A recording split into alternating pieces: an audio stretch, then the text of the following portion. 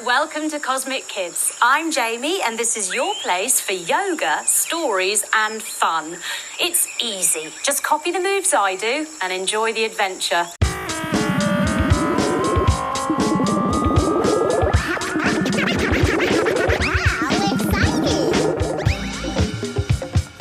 Hello everyone and welcome to the EdTech podcast, where our mission is to improve the dialogue between ed and tech for better innovation and impact.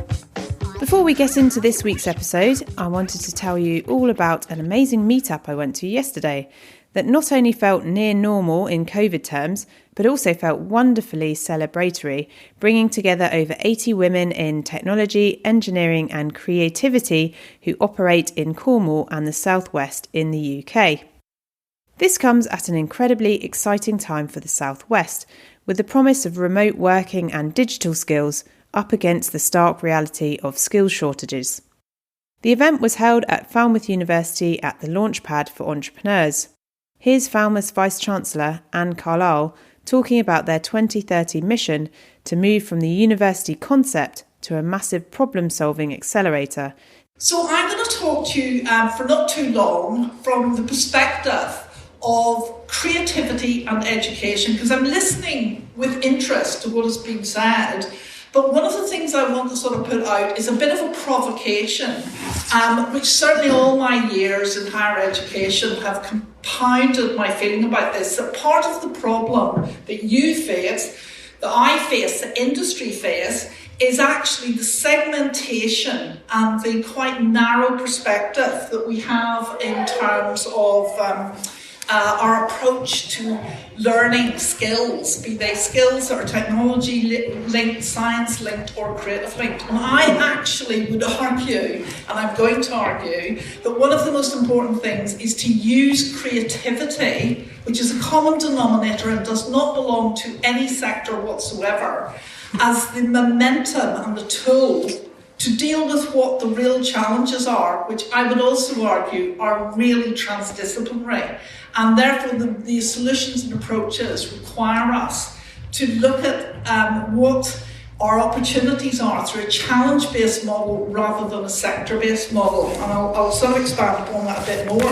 Now, Falmouth has a 2030 strategy, which is basically very, very short. It doesn't take very long to read it. If you want, you can see it online. And it really puts forward the concept that by 2030, we will have completely turned into a massive incubator. The university concept will be minimised because who needs barriers? Who needs to sort of feel, I'm going to the big house, the university? Instead, it will be 100% focused on what really programs like Launchpad are about, which are using the opportunity of students to address challenges, real world challenges, and to the learning vehicle to be setting up a high growth company.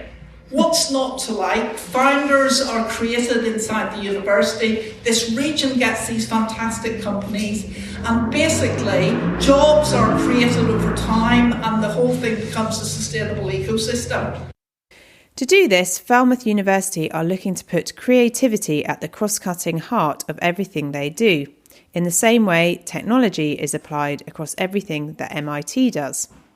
Now, MIT is a great institution, world-leading institution. However, they spin out and they touch every discipline that they need to in terms of solving problems and challenges. I like to think Falmouth does the same, except for creativity. This is why we're working in robotics, this is why we're moving into engineering, this is why we're developing psychology. We're doing it from our creative core to meet those people who will come from other cores on the creative bridge and solve problems.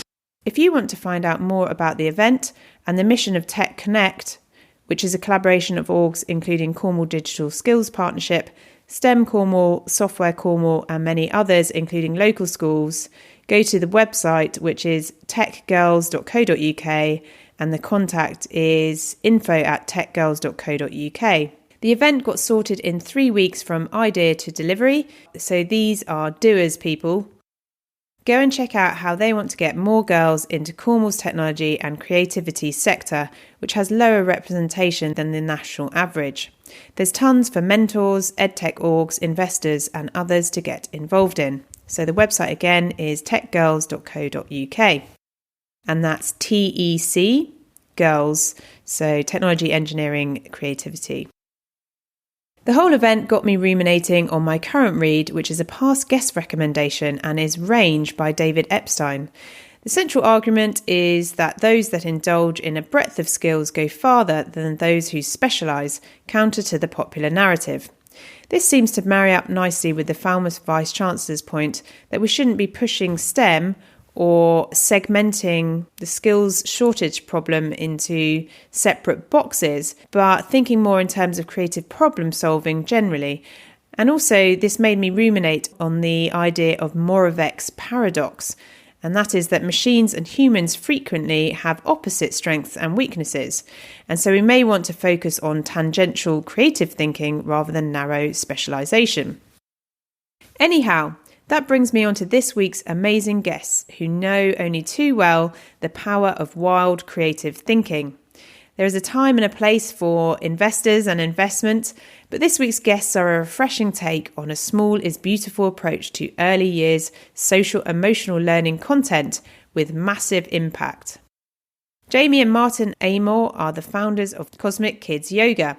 Before our full interview, here's us reminiscing quickly about how I saw Jamie at Camp Festival this year, which started off the whole chain of events to get them on the podcast.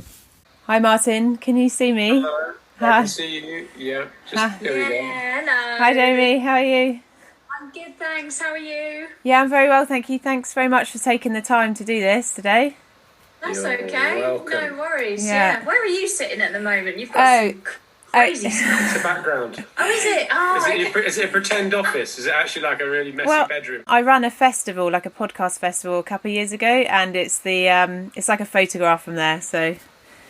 Oh, it's amazing. Yeah, I thought you almost looked like you sat in like Google HQ or something. Yeah. Oh, yeah. Sort of that look to it. I'm actually on the edge of Dartmoor, so it's a lot more muddy and just, yeah. I thought you were going to say I'm on the edge of darkness. Sometimes it feels like that, Martin, but you know, yeah. Yes, I came to Camp Festival and that was quite an experience in itself. But yeah, my little one, he got to come and say hello, and it sounds really trite now, but it was quite emotional because I was also very impressed with how comfortable you were at that point with loads of kids around you, given what we've all been through and how it's become quite alien to sort of be next to people. So I found that quite moving in and of itself. So. It was really moving, wasn't it? There was something quite amazing about us all suddenly being together again and sharing this time and I knew that they were, you know, the meet and greet aspect of each show was going to be a thing that I was going to have to do, and it did cross my mind. I was like, I wonder if they've got any sort of things that they need me to do, and you know, and whether that was a thing. But then I was thinking, well, how do you do that with kids? You know, you can't just sort of stick you in a glass box and say stand out there, you know. So yeah. And then you just sort of think, well, just relax, get on with it and enjoy it. And it was totally gorgeous and lovely to meet everyone. I found it very emotional.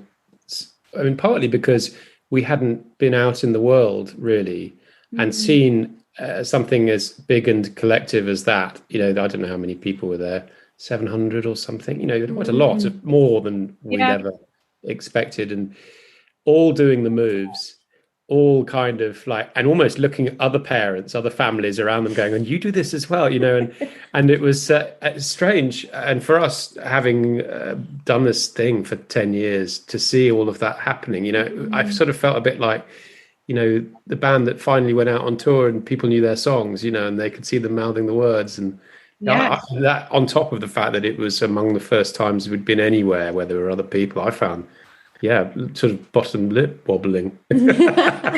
So what I love about Jamie and Martin after 5 years of doing this podcast is that they're such a fun and honest couple to chat to. So they take podcasting right back to where it should be. And in this episode, we chat about how to channel your energy as an educator when teaching remotely, how to evaluate and prioritise new tech tools, bootstrapping successfully and staying lean and true to your values, listening to your customers, in this case teachers and parents, for new product development, and launching a specific social emotional learning curriculum content for schools. So a huge thank you to Jamie and Martin again. I had such a blast recording this episode. So here we go.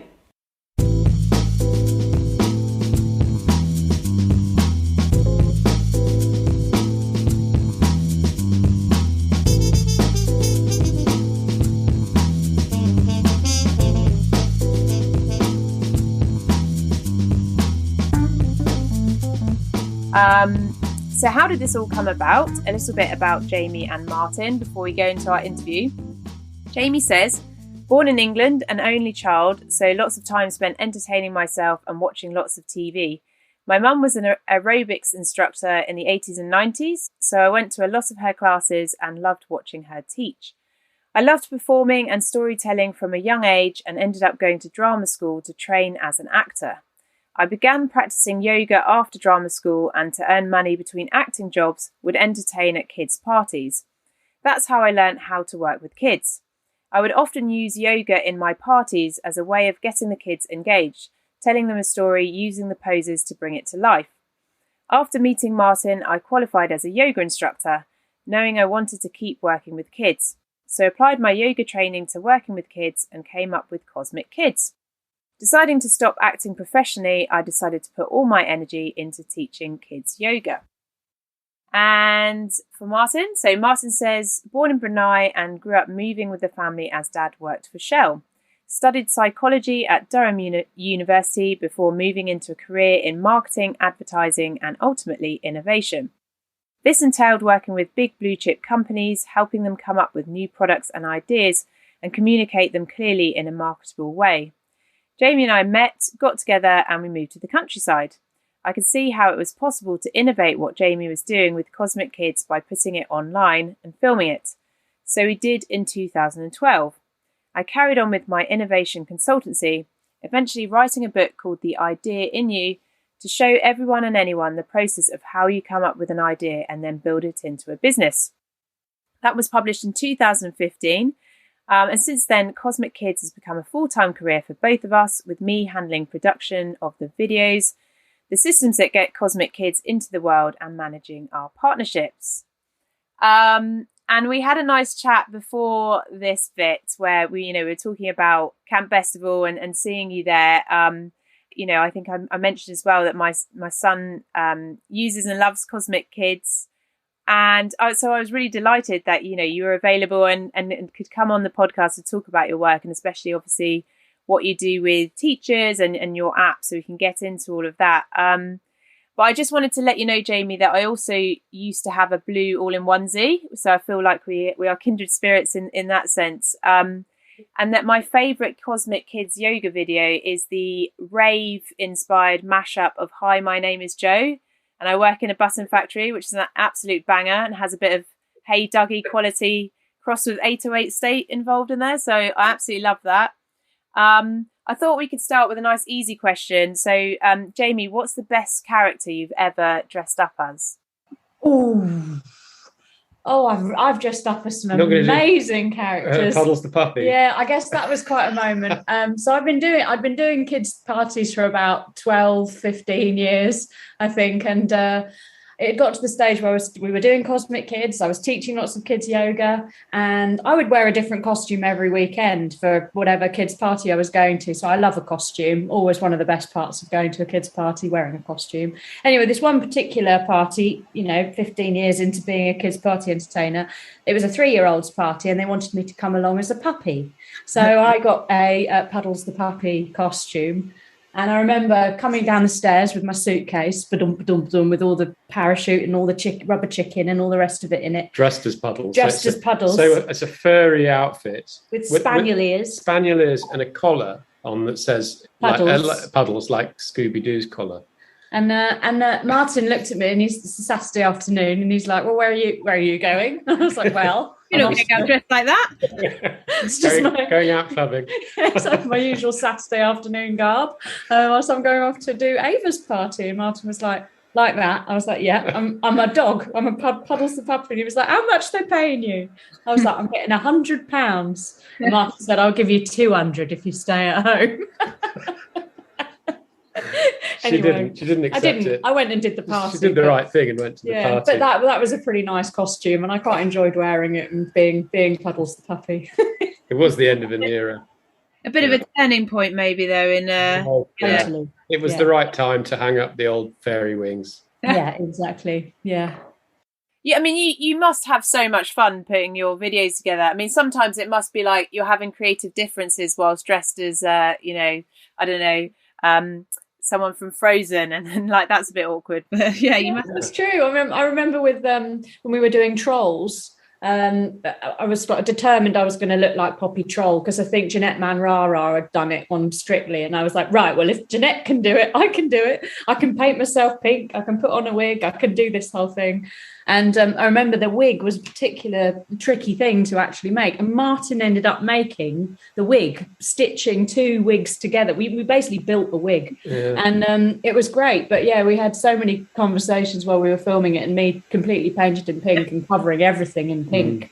It wasn't exactly practical. I mean, the creative stuff is the easy bit, actually. I find we spark in good ways of both sides of the business, the sort of creative and the administrative, so to speak, the getting stuff done side as well, making decisions side.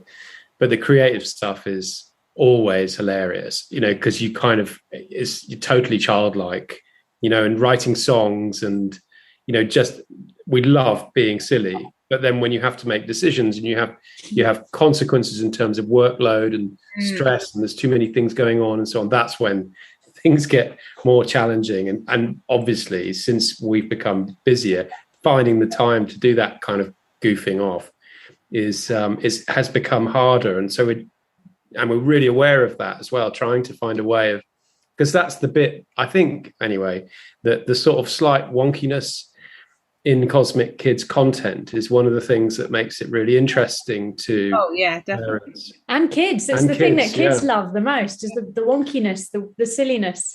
Because they have a radar for if things are a bit too serious, that it's a bit like, what are you trying to get out of me here? Yeah, they know it. They know a learning TV show, right? Within the first minute of the theme tune usually, and it's like, no. So yeah, they've got that amazing radar. So yeah, that wonkiness, that playfulness, that goofy thing that is so inherent to us actually continuing and making it work. It is one of the best things about doing this work, though, is that you've got a mix of proper childish wonkiness and learning about like new areas every time we go into the new technology, customer service, marketing, etc., running a business across a load of different fronts as well. And it's an incredible gift that we've found this thing and grown it from nothing that challenges us in all of those different ways, and we get to do it together as well. Yeah, it's amazing. Well, I want to dig into some of those, so the use of technology, but before that, let's start right back in the beginning. Kind of what we were just talking about. So you seem to have the perfect combination of technology skills, branding, and storytelling. Anyone who's seen Jamie will know she's perfectly mesmerising and sort of like an instant espresso in terms of making you awake and positive. And Jamie, you referenced the TV presenter Fred Rogers as an inspiration in this sense. So could you expand a little bit about who he was and how he influenced your approach as well? Yeah, absolutely. Fred Rogers was one of the most amazing kids' TV presenters in the States. And he was known for his connection through the lens of the camera into to the child at home, basically watching on the other side. And he would speak very honestly and very lovingly and positively to children through that lens of that camera. And I think there was such power in that. And it was so effective and impactful for so many children as they grew up, that I felt like if I could channel just a flavour of that through what I was doing, then not only would it encourage the children to follow the instructions that I was giving them, but it would also mean that they would receive those really important messages around feeling worthwhile, feeling accepted, and also understanding themselves a bit better. So I was totally inspired by him and the likes of Floella Benjamin, who in this country was almost like our equivalent. When the way she would look down the lens of the camera and say hello, and you felt like she was saying hello to you. And I just think there's something so simple about that, but totally effective and brilliant about it. And I feel like that's slightly glossed over these days in current kids' TVs. It's quite crowded and quite noisy. And actually there's something wonderful about just the simplicity of that direct connection through a camera. So I was sort of reflecting on this, and I was thinking it's also interesting in the context. There'll be loads of people listening in who was suddenly tasked during lockdown with sort of conveying the energy of an educator through what they may have felt was sort of like a cold, silent lens of a laptop camera, when they were remote teaching and suddenly picked up remote teaching and had to sort of learn that skill set, like how do I engage through the medium of technology? And they may have found that quite difficult. So I wondered if you had any advice on how do you break down the weirdness of interfacing with technology, and any tips on, making that more fun, both for the teacher and the student at the other end, when we're talking about perhaps remote learning as well. Yeah, I think you really have to have in your mind's eye an actual person on the other side. And I know the challenge that I think a lot of teachers have had when they're looking at just multiple black squares with a name in it is you don't even know if they're actually there. But you have to just totally believe that there is a person, like a real person sat there in front of you and that you're chatting to them. And I think by doing that, what you do is you forget that there's a camera.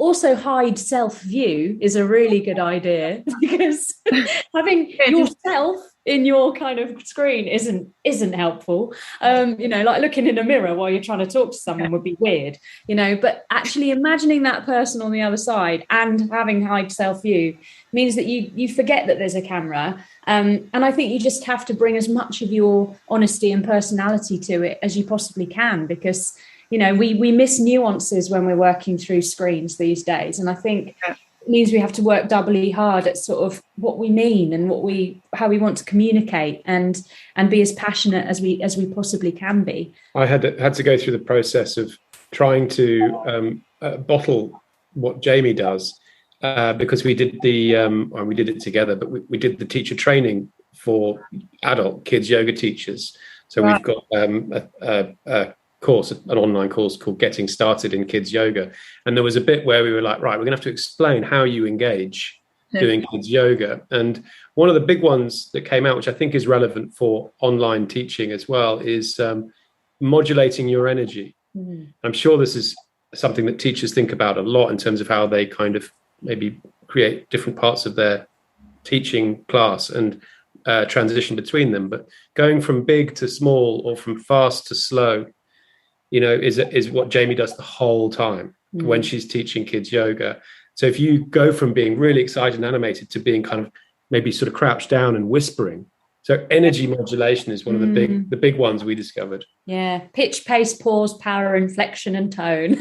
It's all the sort of drama school stuff basically, of how you kind of bring your voice and your energy to your communication in order to keep it interesting and make sure it's very clear. Yeah, brilliant answer. Love that. So a bit about how you work together. So we've gone over this a little bit. I think your work partnership is really interesting. I've put, quite often we have really optimal technological solutions for learning, but they perhaps may lack the community or human-centered aspect of what is being developed. Or we have human-centered approaches which sort of just lift and dump into an online platform. So it doesn't really use the technology to enhance what they're doing in the first place. So how between you do you sort of thrash out the approach, the storytelling and the use of technology in a way that connects most with your audience, do you think? I think with I think we landed on the video idea because, Martin had an insight from some tech companies, and when you were in Silicon Valley. As part of my job, I had to go with some senior executives to visit some companies in Silicon Valley in 2010. and they were all talking about video because broadband was sort of coming online, making video possible. And I remember standing in a mall somewhere in San Francisco, phoning Jamie up and saying, "We've got to do something with video." And I don't know what it's going to be anyway. So that was one thing. And then video just felt like, because at the time I was teaching lots of different kids yoga classes around all the schools and whatnot. And I felt like not all kids feel like doing yoga at 3:15 on a Wednesday afternoon. So, you get this, some of them are a bit like, oh, here we go, or they're trying to eat their snack.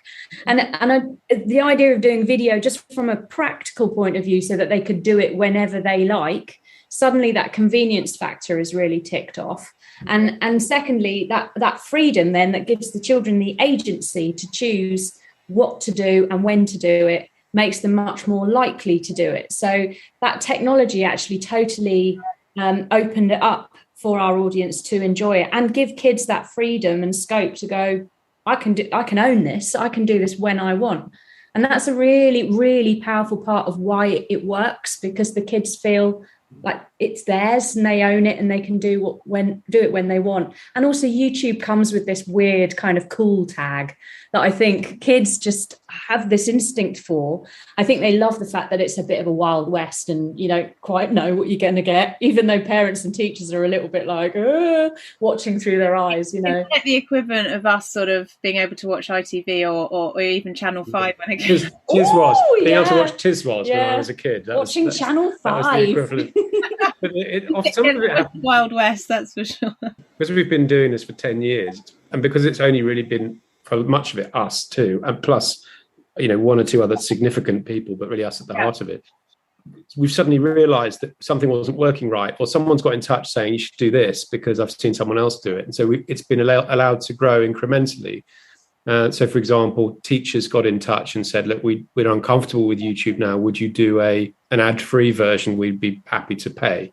That happened about 2015. 2015, yeah. So about 6 years ago, and so then I was like, right, well, I'll try and find something like that. And around about the same time, somebody got in touch saying we have this white label service which you can kind of, wrap as Cosmic Kids. It has a paywall and it allows you to stream content and have a subscription model.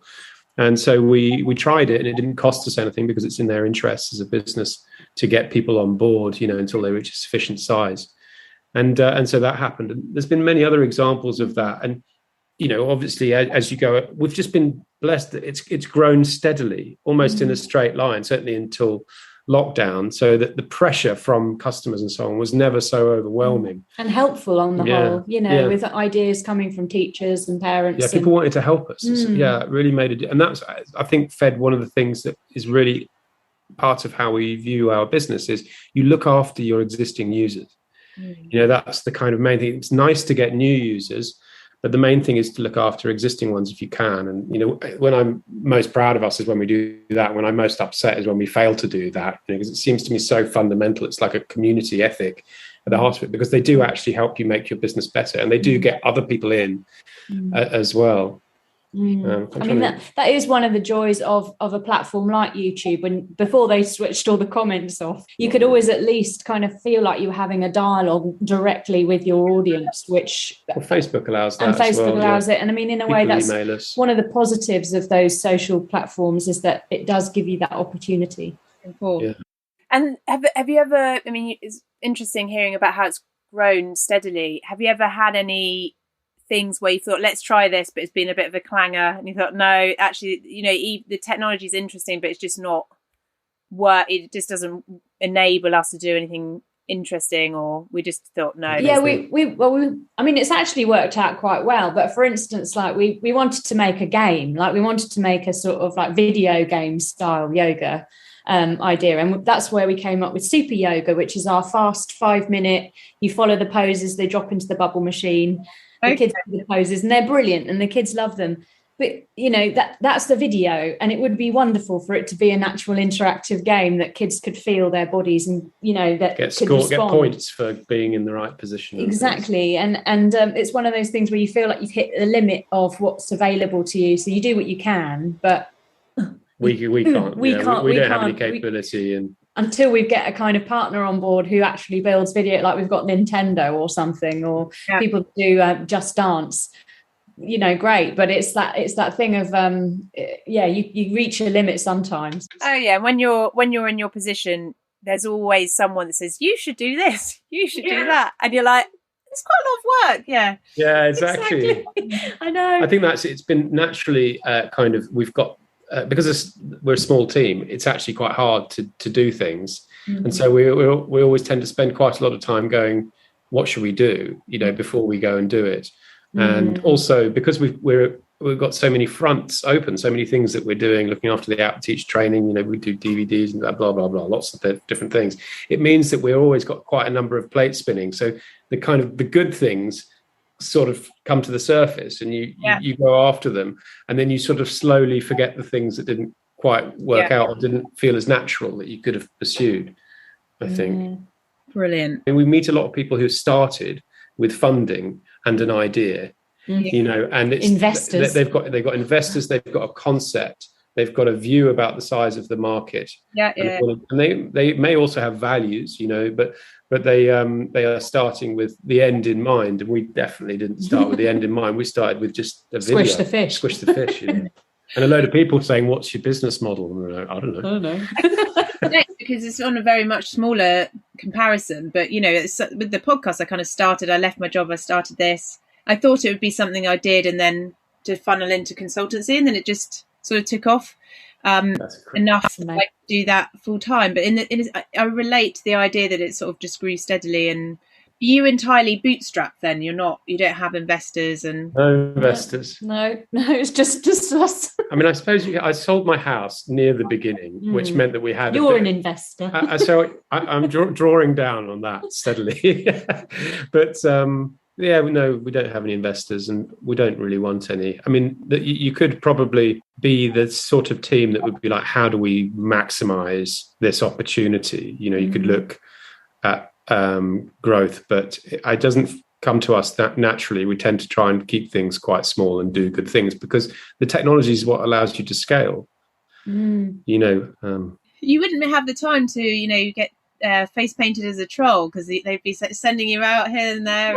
Exactly, yeah. Where's the return on investment of making your hands and feet pink? Exactly, you know, but it's all about that. But trying to sell that idea to someone, some big wig with the money, I don't know whether they'd go down. I don't want to be pushed around by somebody. And every time we watch like Dragon's Den, and we're sort of like, you try and look at Dragon's Den through the lens of, okay, what would our pitch be, and what would we asking for? And we're sat there going, I have no idea, you know, actually, and I wouldn't want this. This would be not the stress I would need in my life, you know, these guys kind of looking at you going, how are you going to make me money? You know, because that always seems to be the thing that slightly poisons stuff, is that go, right, well, how can we make money? That's just not the right intention behind doing something. Whereas if you go, how do I make this really brilliant and work really well for kids?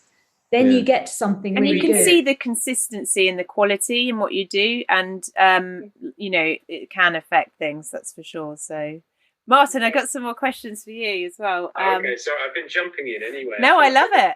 So answering, I'm sorry, Jamie. So as someone with an innovation background, how do you source new technical approaches to delivering Cosmic Kids, and what things are on your list of what you would love to do but have not had the time to do just yet? Well, I think the thing is to notice existing users and how they're behaving. So that's the obvious thing. So people will say, hey, could you do this, please? That's usually the best source of insight. And in terms of technology, I usually do it through a sort of inadvertent networking, where I'll talk to someone who's in the similar. I've made some friends over the years who work in, say, video on demand or do similar things to us in, say, the wellness industry. And I'll just talk to them, and we'll moan to each other about the things we're finding hard.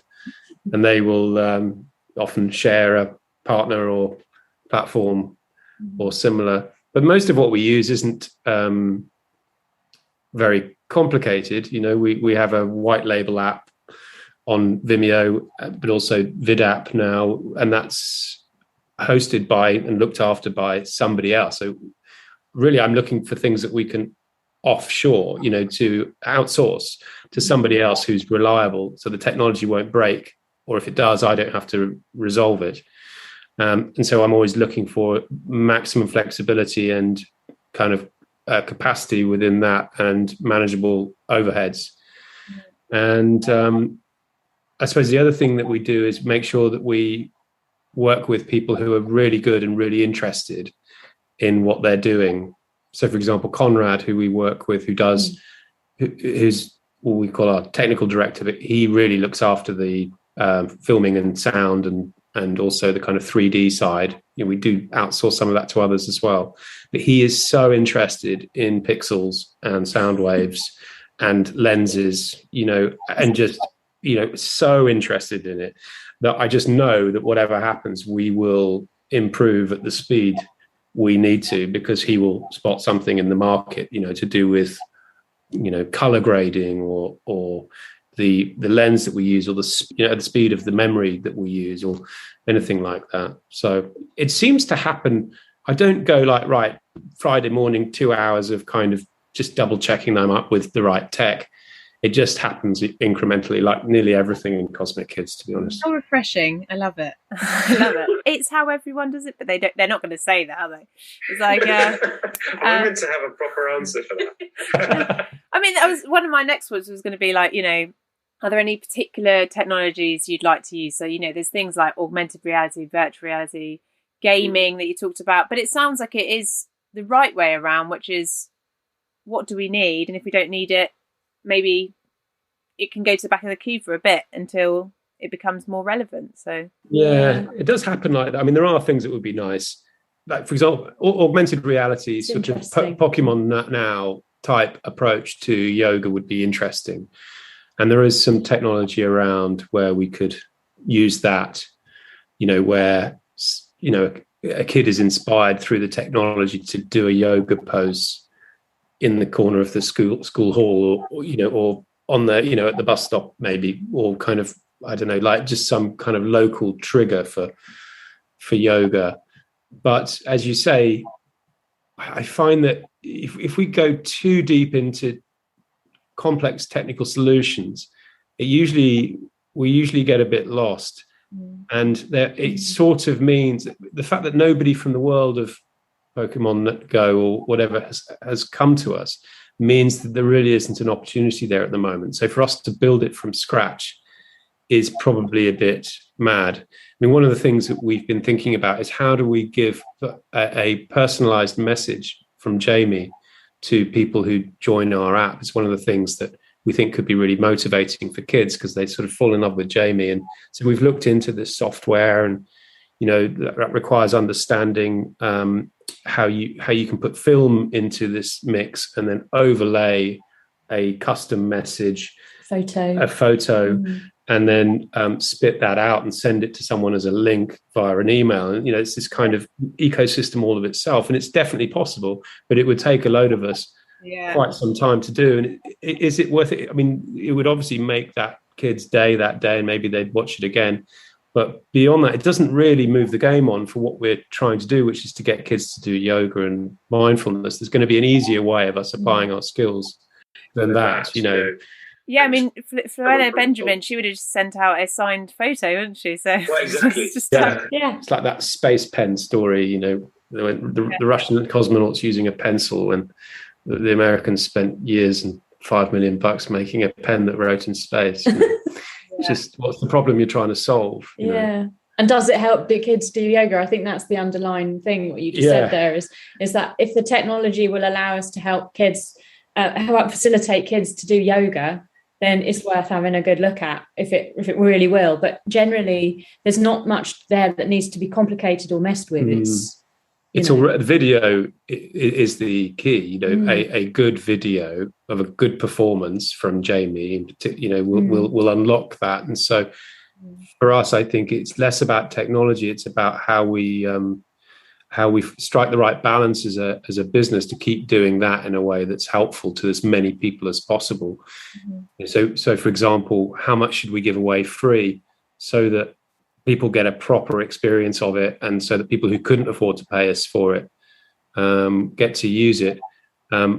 but how do we make sure that the business survives so we actually do have revenue as well? Those are kind of questions that we wrestle with as well. And I find that once you've got the kind of main nuts and bolts of the technology in place, you're more or less, which we have now, you're more or less there. It'll be other bits you could add on, but they'd probably be a bit distracting, and you'd be better off thinking about these bigger questions. Brilliant. You have a tight-knit working group with yourselves and the amazing Conrad, who you've just talked about. Of the types of people listening in, so teachers or school leaders, college, university leaders, workplace learning and development specialists, investors or policy advisors, do you have any messages to any of them?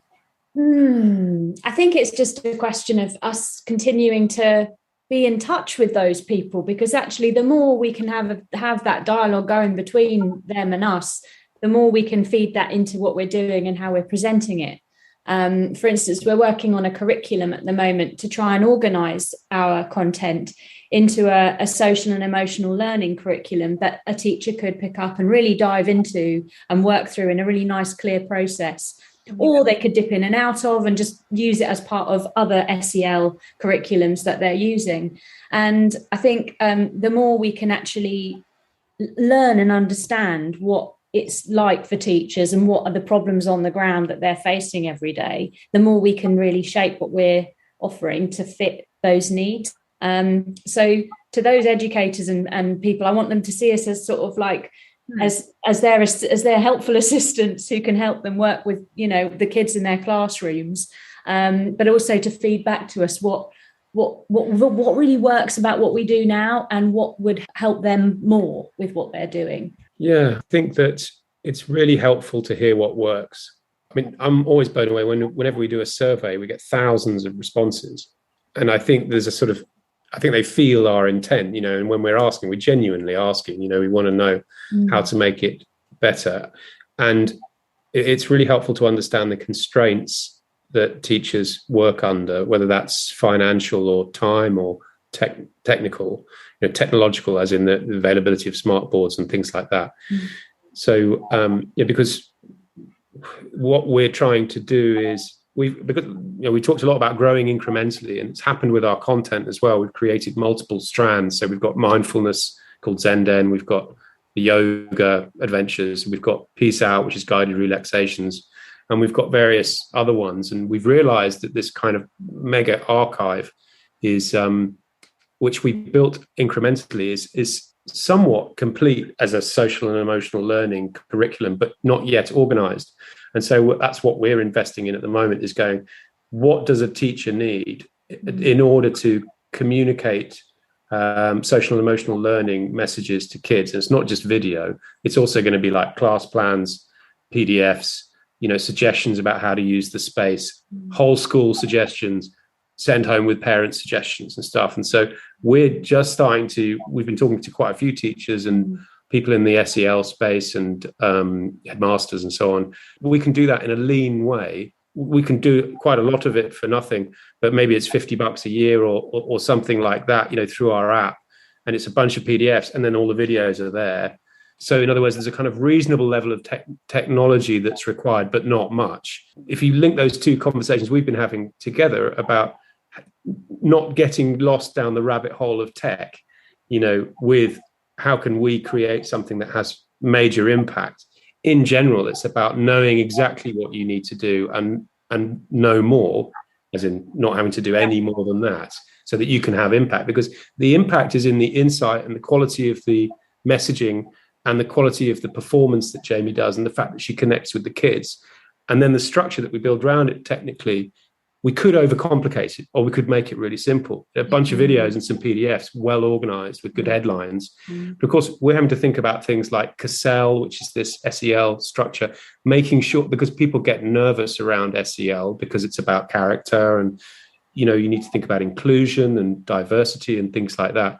But we still want to have impact in that space. So understanding or hearing from people ways that we can be smart, I guess, is what we need. Because some schools, if they want to buy our app, they'll send us a check, for whatever, like a silly amount, like £37 we or something. We got someone £37. I lost the check, and they phoned up and they said, "Why haven't you cashed it?" So I've lost it. We work from home, but some schools are fully equipped and totally understand. They've got kind of like a smart connection between devices and smart boards, and there is probably a kind of route between those two that most schools can cope with. That we're trying to navigate. Finding that makes medium. it really easy. Yeah. And so that sort of insight is really helpful to us, I think.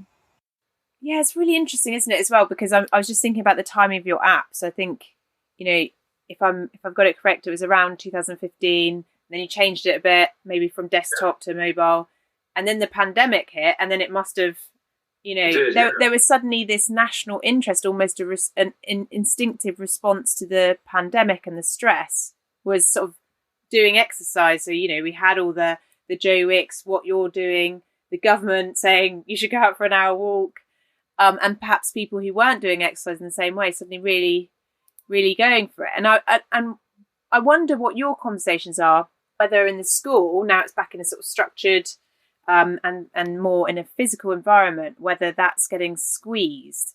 And, how do we keep it? What policy do we need? Or how do we help enable experts like yourself to ensure that the kids have these amazing tools, because they have been through this thing and it's not just going to get sort of parceled up and, doing the catch up academically. So I'm really interested to know how that whole experience has been. So the pandemic, the app coming out, and then making the most of it, I suppose.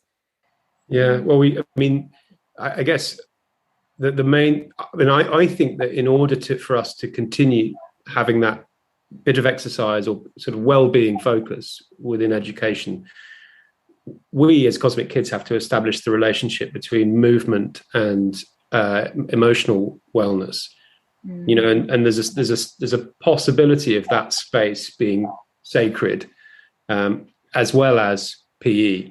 Like we're not pure PE, we are used in indoor recess and so on at Cosmic Kids, but we have this SEL angle, which I think is becoming more and more important in education, or that's what we see. But SEL is very difficult to teach, and I think that a lot of teachers we've spoken to sort of know what it means, but how do you unpack it so that you kind of support a 6 or 7-year-old on their way to understanding that they are, that they can be mindful, that they can control their moods, that they can, that they have an amazing sparkle inside them that could go on and have an amazing positive impact on the world, as well as do all the other things that you've got to do if you're a teacher.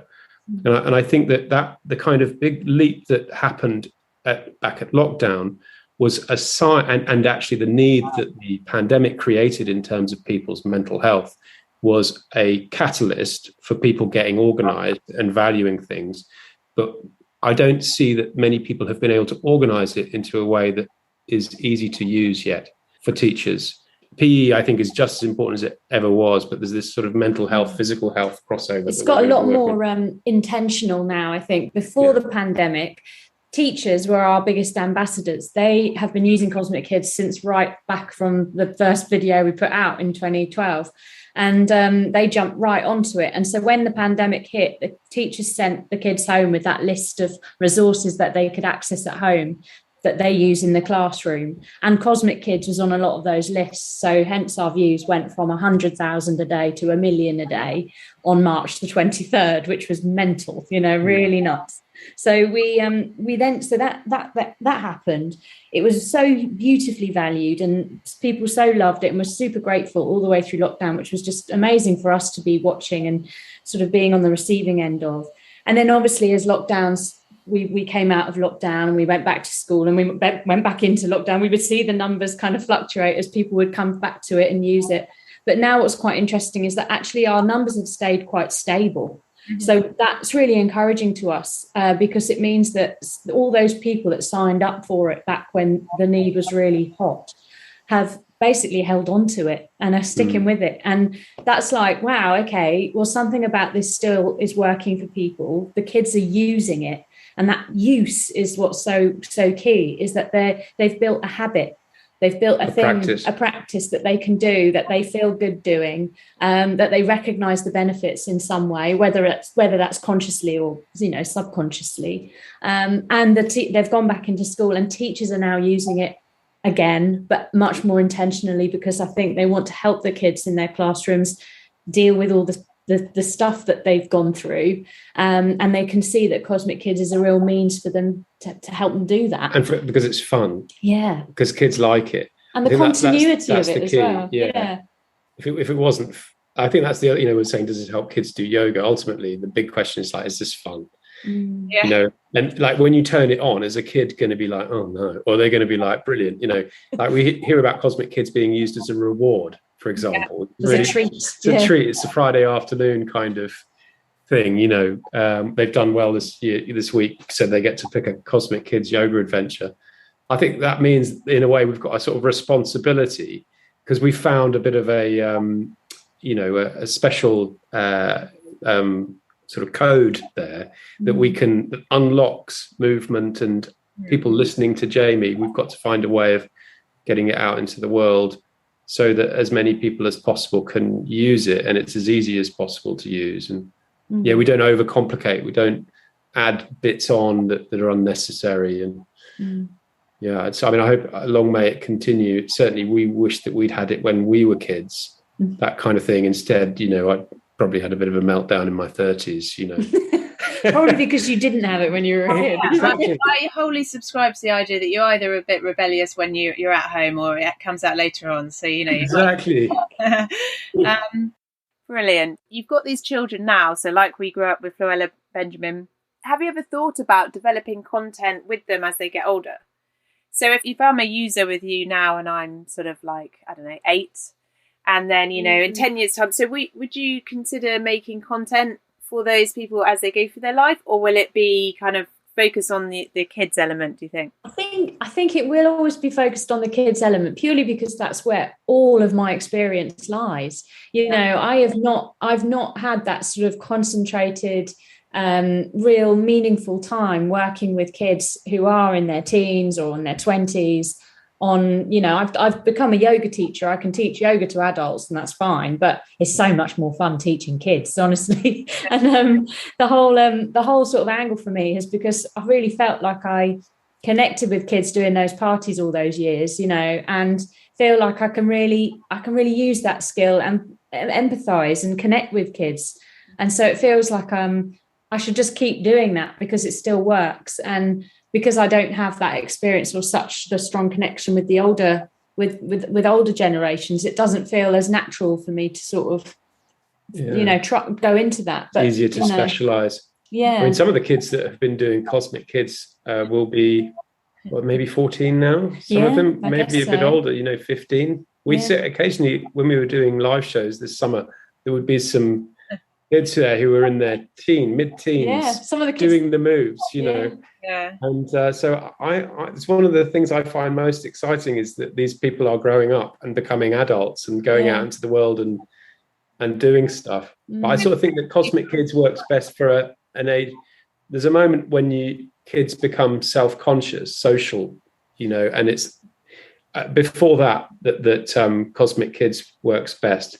I think. Sort of between 3 and 9 seems to be the sort of like heartland. And when they get to about 8 or 9, they start becoming quite aware of their friends and, what everyone thinks about them. What's cool. And that's when I feel like hopefully you'll draw down on a lot of the tools that you've learnt in those last 5 years to kind of still feel like I'm okay. I've got this, I'm going to be all right, so that's the main I do think hope. that age might be different in different countries. Very different. I think in India we get much older users. We do. We get, the kids are 10, 11, 12. They're all like Cosmic Kids in India. Cynical.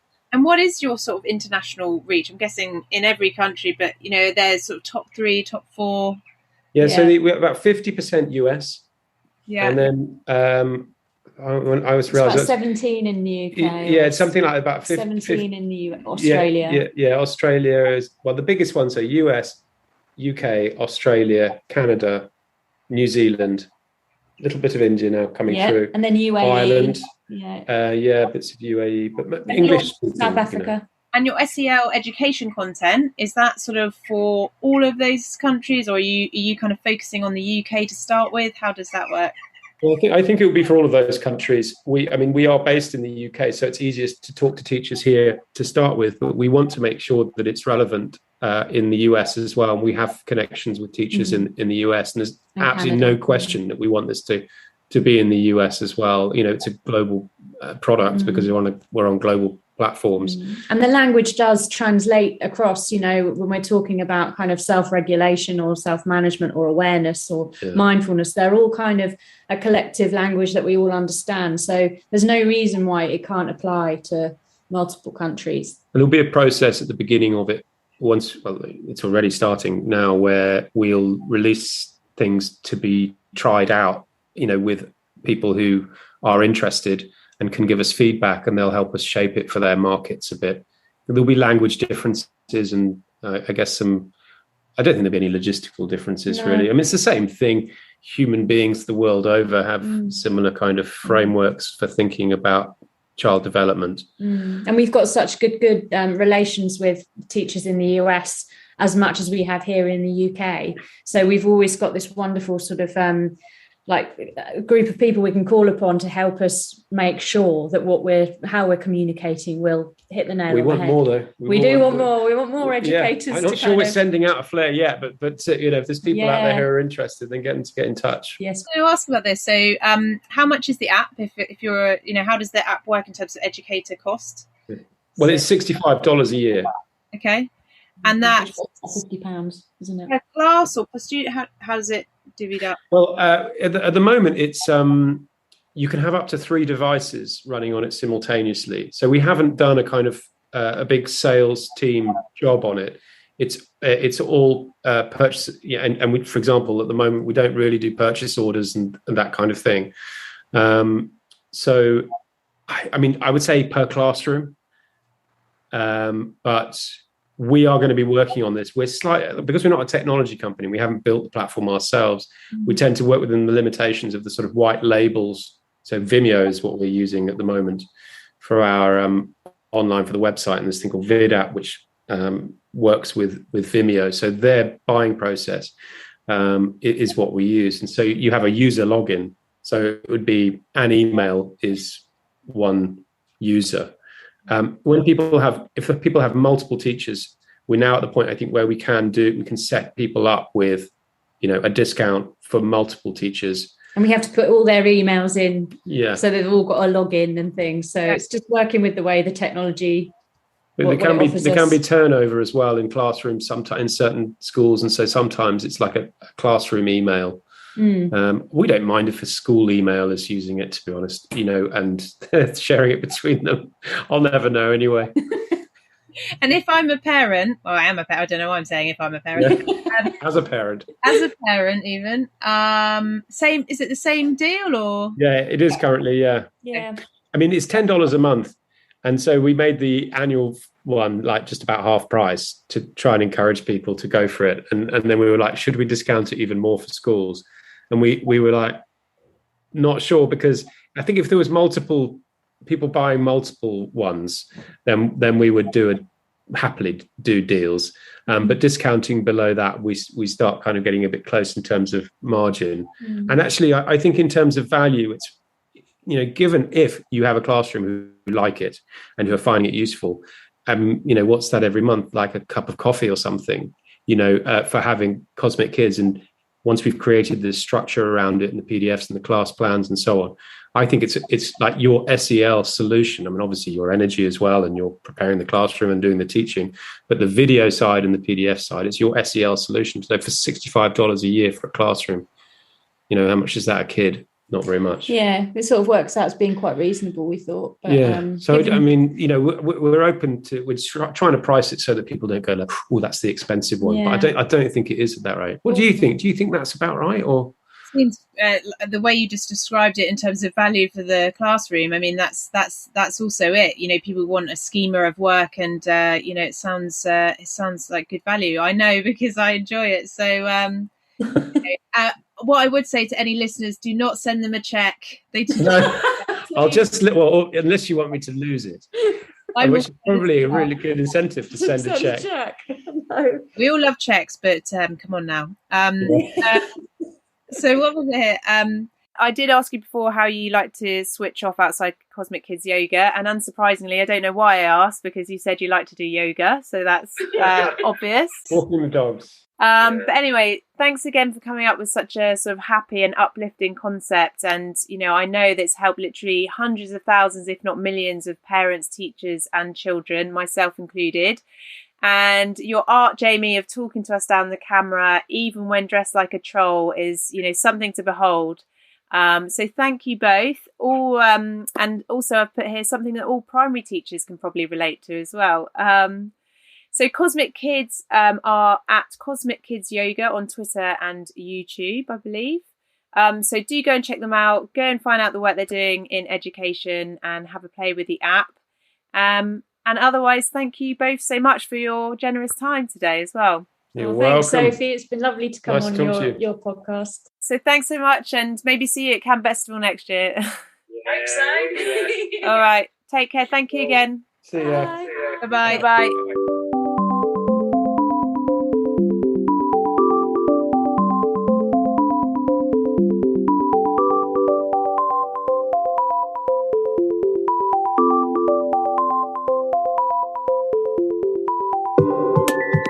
That's all for this week's episode. Thanks everyone for listening, and thanks again to Jamie and Martin.